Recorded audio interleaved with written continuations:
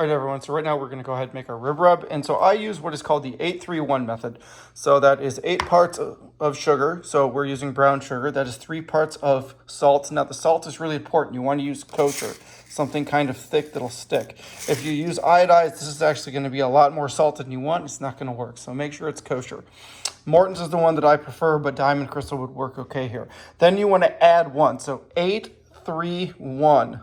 Okay, and then you want to do a +1. So the one that we have in here is black pepper. I just freshly ground it. And then to me, I'm going to add all of these. I'm going to add garlic powder, smoked paprika, cumin, and this special guy right here. This is called green curry paste. So what we're going to do is 8-3-1 +1 +1 +1 +1. Okay. And that's how this is going to go. And right here, I'm going to use a Roboku to put all this together. It's the easiest way to do it. You can use your own food processor, but I happen to have one of these, and I definitely like utilizing it. Okay.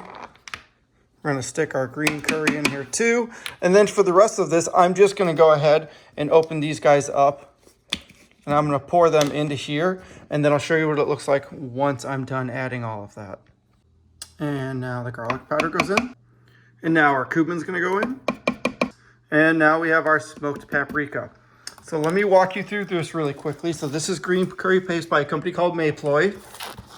This stuff is fantastic. It's got all kinds of wonderful, wonderful, wonderful ingredients in it. So we're looking at green chilies, lemongrass, garlic, salt, galangal, which is a type of ginger. We have shrimp paste in here, which is basically shrimp and salt, kaffir lime peel, coriander, black pepper, cumin, turmeric. Okay, this is wonderful, wonderful, tasty stuff. If you've never had it, I completely go ahead and recommend it. So to this, we're going to go ahead and put our lid on. It goes on like so. And we're going to just let it run for a moment so it all gets mixed in there. About 30 seconds. And this is what we're looking for. This is going to end up being our rib rub. All right, everyone, so here's our ribs. These are St. Louis style ribs. They were $2.99 at Aldi. They've been sitting in my freezer for a little while. I actually think they're cheaper than this now. I think I've seen them as low as $2.20 at there now. So what we want to go ahead and do, take our boning knife. We're going to open all these guys up. Okay.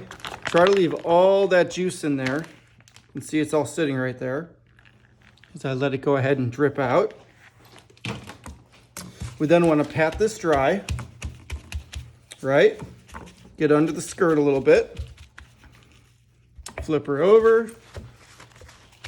Continue to pat it dry. Sorry, that was my chud impression. Right, and then we're good to go. Now we want to go ahead and give it a quick clean. So I really enjoy all the skirt meat that's sitting right here and the little bit that's sitting right here. But pretty much for what we're going to be doing, I don't really need any of it. So you want to flip it over and you want to feel for exactly where the bones are. They end about here. So we want to go ahead and take that guy off. So you can see it was like this, right? So we cut this chunk off and we'll end up saving that. Okay, there's little 2 bones sitting over here. We want to take those off. There's nothing wrong with this. I'll end up saving it. But for what we're going to be doing for here, we don't really need it on there. Same thing on this side. There's 1 little bone. All right, we want to take this guy off and save that as well. Flip it back over. You'll notice there's still a little bit of skirt meat there, so we want to finish taking all that off. Right? So now this is all off. This will be a nice chunk. Later, I'll end up taking these and I'll end up putting them in the freezer, pulling them out another time, and having a nice little snack off my grill. Okay, so now there's a little bit of skirt still left here. You can see that this piece all right here. So again, we want to take all that off. And then there's also this little piece here. Normally I would go ahead and take all that off, but there's such a small little amount that it's really not that big of a deal. So the next thing we want to do is you want to see if there's a membrane on here, and you'll know that it is because it's super, super slippery.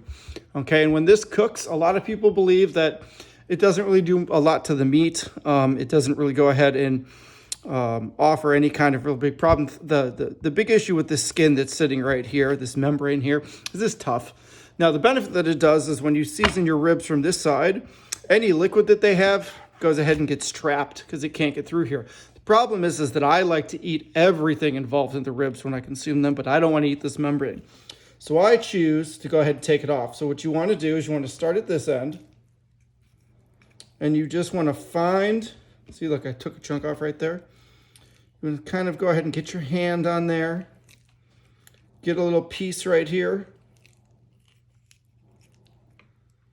There we go. This guy really doesn't want to come off today. So we've got our big chunk of membrane sitting over here. We're just going to go ahead and pull. Right, it's coming off in pieces. So that's a piece, that's a piece, that's a piece, that's a piece, right? It's even a little piece right here. It's all just kind of sort of coming off in chunks. So we don't really want it to come off that way, but at the same time, we don't really have a choice. I've got a little bit more I want to get right here. And honestly, the best way to do this is to get like a towel, hold onto it, and then just pull. Normally you pull from this side all the way over to here, but for some reason it doesn't want to do it. But I went ahead and got off the rest of it. So there's our membrane. We're going to go ahead and toss. Clean up any little bits that you're not a fan of. Right? There's our ribs. This looks a little odd, so I'm just going to take that off just so it looks a little bit better. And here's our rack right here. And this is our rub that we want. Now, the reason that we're doing the rub like this is we want to go ahead and get it on there. So we want to go ahead and get the rub on there. We want to let it sit as long as we can. Technically, overnight is pretty much the best. So today's Friday. I'm going to put these on here, let them sit overnight. We're then going to smoke them on Sunday. And then the interesting thing is we're then going to go ahead and take them, refrigerate them, let them come solid, and then re-put them on the barbecue on Sunday. And I'm going to show you the method as to why. There's a special sauce we're going to make with this, but I don't want to give too much away. I want to let you see how it looks right now. So for now, let's go ahead and let's put our rub on. And you want a decent liberal amount on here. This is a little bit of a different rub. It's kind of wet. You'll notice that there was a curry that came in here beforehand. And that curry was put down on there because one, it tastes really, really good. But two, there's a good amount of sugar in here. And we want to capitalize on much of that sweetness embedding itself into the meat as we can, which is why we do this a day early.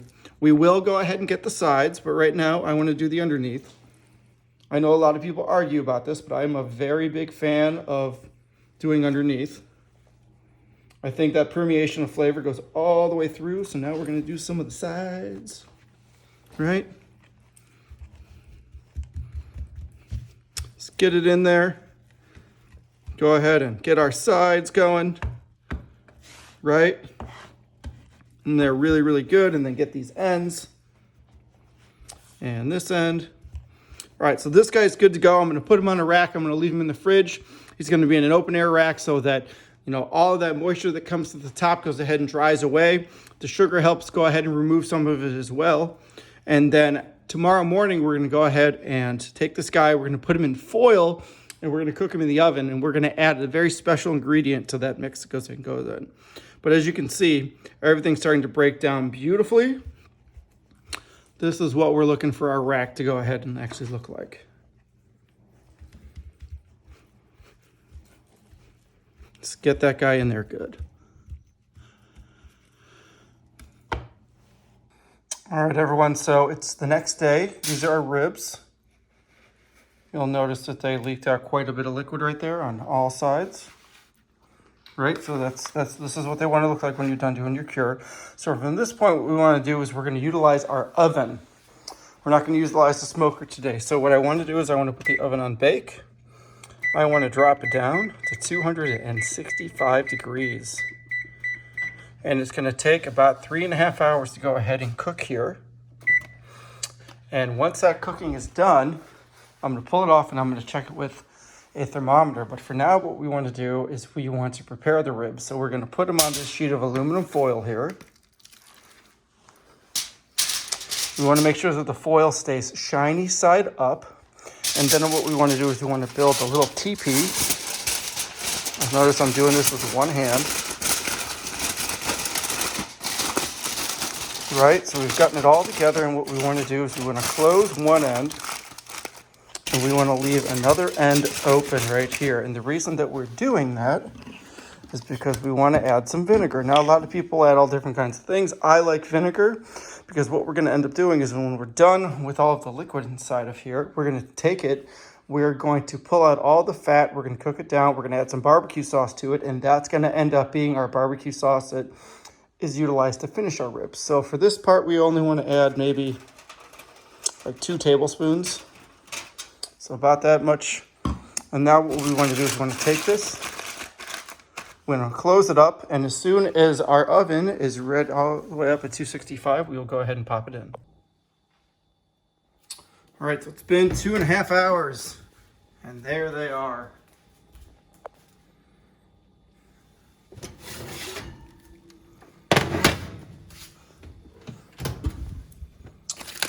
So when you check these, you want to go ahead and open up the foil. Watch out because it's going to be steamy. So that they are. So see how the bones pulled apart? I mean, they're done. But I'm going to show you how I check them regardless. All right, so now we're going to go ahead and check them. So you put a fork in, and you just want to see if it is loose like this. They are done and ready to go. So right now, the reason we can't take these and cut these and put them on the grill because they would go ahead and fall apart. So what we need to do is we need to put them in the fridge so that they can tighten back up, get some of those muscle fibers to tighten back together, push out some of that excess water that's in there, and then go ahead and get nice and firm so that when they go back on the grill, we can get them sauced and they won't fall apart. As far as the liquid goes, we're going to strain this out right now. We're going to put it into a container and we're going to let it sit overnight until the fat comes to the top. Once the fat comes to the top, we're going to go ahead and pull the fat off, probably tomorrow morning. We'll reduce the liquid all the way down. We'll add some barbecue sauce, and then we are ready to go. All right, here's all the liquid that we just put all in 1 pack of ribs. You'll notice it's probably a little over 7 ounces, sitting right about that. And that liquid viscous stuff on top, that serum, that's all fat. The reason that this is so cloudy is because of the bits that are in there and some more of the fat. So I would expect this top to get a little thicker tomorrow, and that's what we're going to end up pulling off. And then the liquid that's left over is what we're going to go ahead and reduce by half and then add barbecue sauce too.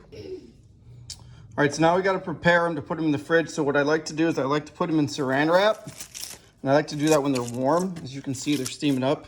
And the reason that I do this, I want to trap some of that moisture in there so that it does stay in the meat, because as this cools off, we are going to lose some moisture, which we definitely want, but we want to try to reserve a bunch of it so that when we are eating them, they're still nice and pleasant, still nice and moist. So they're going to look just like so. And these guys are going to go right in the freezer to cool off a little bit, and then they'll end up going right in the fridge, and they'll sit in there until tomorrow morning. So see you then. All right, everyone, welcome back. It is the next day. Our sauce has solidified. So you can see by looking here that we have 3 layers going on. Right, this first layer here, this is the fat. The layer below it, that's actually the gel. So it's a gelled structure. It's actually, in culinary terms, it's called aspic.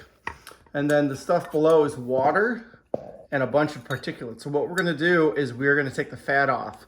Now, there's a phrase in French culinary jargon called dépoulage, dépoulage,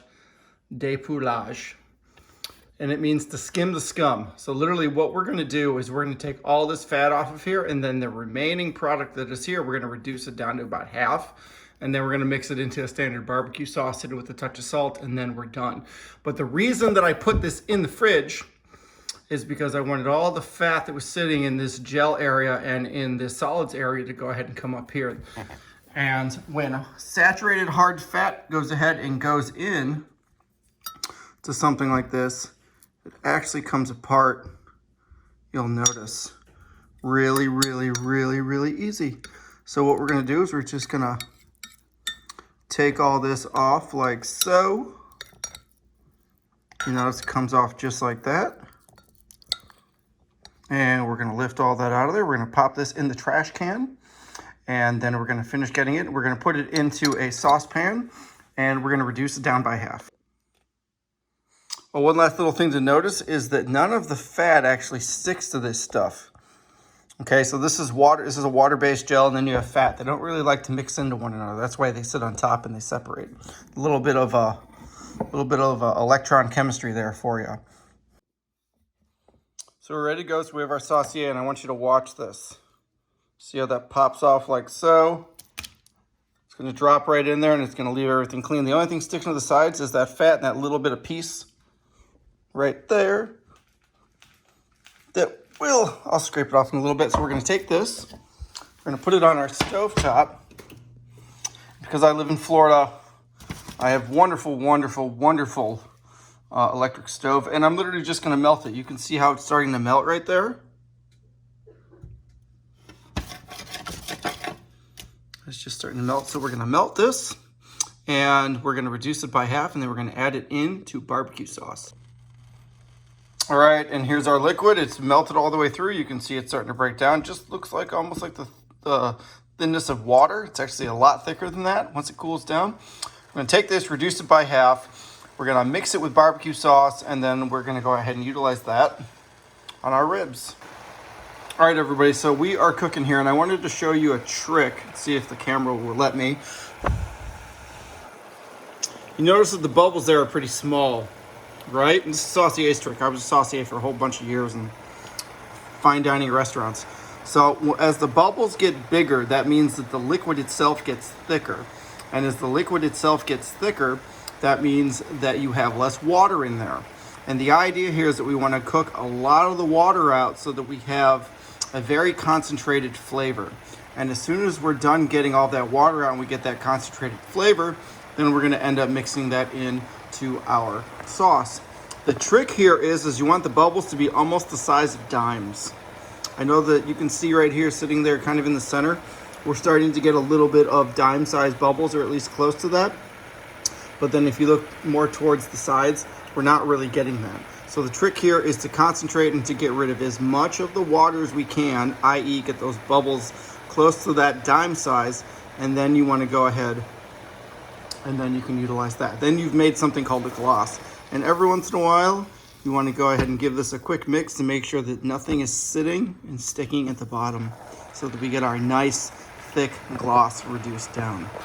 All right, so we're there. So what we want to do, we've got our dime sitting in there. So now we're going to pull this off and watch what happens to it.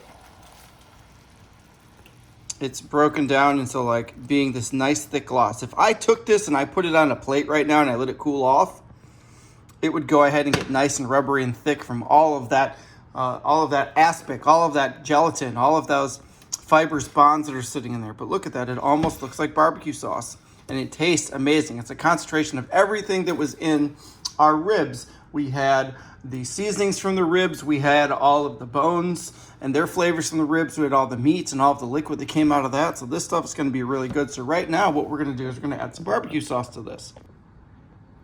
So I probably have about 4 tablespoons, a couple ounces of aspic here of my reduced sauce. So right now what I want to go ahead and do is add in probably close to a cup of barbecue sauce in here. And then I want to mix this all together. And as I mix it, I'm going to end up putting it back on the heat so I can really get it to come through.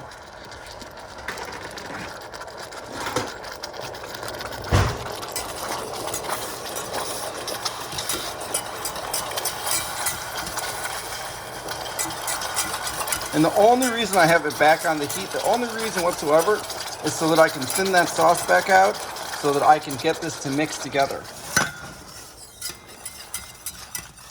All right, and this is what we're going for here. So we've got about a cup of barbecue sauce in here, got about 3 to 4 tablespoons of our reduced liquid that came out of our ribs that we captured in our aluminum foil, and that's it. That's gonna end up going in here. And once we go ahead and get the grill going, we're gonna pop these guys on. We're gonna go ahead and paint those ribs up, and we're gonna let them sear and get nice and sticky and get all that sugar to go ahead and bubble. And just to let you guys know, I am a very big fan of using Sweet Baby Ray's as just my basic barbecue sauce that I then go ahead and make all these fun little flavored concoctions, but just to let everyone see. Oh, that is amazing. Got all those wonderful flavors from the ribs sitting in here. This is the reason why this is the perfect accompaniment sauce to any ribs. And this isn't just a method you want to use for ribs. You can use this method for anything.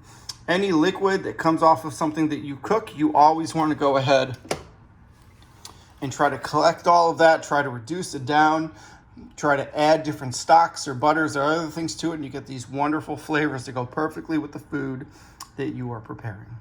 All right, everybody, so we have our ribs, we have our grill. So I'm cooking the grill on two different ways tonight. I've got veggies going over here, so they're on high, and then the ribs are sitting here, so they're gonna be on low. There's our sauce and there's our ribs. So what we wanna go ahead and do is get our grill nice and clean, which it is. The ribs are gonna end up going down top side first, sauced, and then flipped over so that their rack is actually down, so that they're sitting like this, and then I'll go ahead and I'll sauce the other side. And the reason that we do this is we got to get both sides sauced so that we can start the caramelization process while we're heating up. We want these to get nice and warm and all the way through while they're caramelizing on the outside. Good rule of thumb for ribs is you want to try to give them at least 3 or 4 coats of barbecue sauce on the exterior. That way you can go ahead and not only get a nice flavorful coating on there, but it gets nice and sticky, and that sugar starts to go ahead and caramelize. So let me show you what that looks like as soon as I get it set up. All right, so after about 2 minutes, we want to go ahead and check them, and we want to look for bubbling around the sides of them. So you can see right there, we're slowly starting to get a little bubbling like down in here. That's what we're looking for. So we're going to give us another 2 minutes on this side, and then we're going to flip it over and start again the saucing process. All right, so it's been another 2 minutes. Oh, there we go. You can see the bubbling happening right there. The marrow starting to come out. This is how we know we're where we need to be. So we're going to take them and gingerly flip them over. You'll see how we're starting to get that caramelization happening there. That's exactly what we're looking for. We want to dress. Get another layer of sauce. And then now what we want to happen is we want the other side to start doing that. So we're going to give it another 2 to 4 minutes to see how that ends up going. All right, it's been another minute. This is definitely ready to go, so let's take them. Oh yeah, look at all that. That's what we're looking for there. So we'll throw another layer on. If you guys remember, I said you want to try to do this 3 or 4 times, right? So we're gonna let this keep going until we get those layers that we are looking for. All right, let's check it and see how we are. Oh, those look amazing. Oh yeah, look, we got nice bubbling going on here. So this is our 3rd flip. I'll let these guys keep going. They're just about ready to be done. Oh, over here I have some grilled corn, so I have a method for putting this together. If you guys are interested, let me know. It's corn season right now. I'm going to try to go ahead and make as much of it as I can, because it's really, really, really good, especially when it is grilled off and in the entire husk. All right, so the ribs are done. They look fantastic. We're going to go ahead and pull them off. We want these guys to go ahead and rest, and then we'll end up cutting them up. All right, our ribs are rested. Let's go ahead and get our favorite boning knife, and let's go ahead and try them out. So let's flip these guys over. Whenever you cut these, you always want to go ahead and start from the underside, the under the crown. Look for the line in between the 2 sets of bones, and go ahead and make your cut there. Yeah. Yep, it looks like those are cooked pretty well. They look pretty tender. Let's flip the other guy over. Let's take a look at him. Yep, that looks pretty good. So let's go ahead and let's cut another bone off, and let's give it a taste. So in between the 2 bones again. Safety first, pop the knife somewhere secure. Let's go ahead and give this a taste. Oh wow, that's amazing. All right, look at that. Look at the bite mark. It's nice and clean. There's no straggly pieces left over. It was very, very tender, very juicy. Really, really tasty. I really love that rib rub. Been making it for years. It's fantastic. Oh, and it comes right off the bone. It's exactly what you want to see. Very, very good. All right, let's see if we can get another shot of the interior of these ribs. So in between the two bones, make a cut. Let's look for that penetration line. Oh yeah, there it is. We can see how well the rub penetrated into the meat. Looks pretty good. Just give it another taste because it was delicious. Oh, that was great. That was really, really good.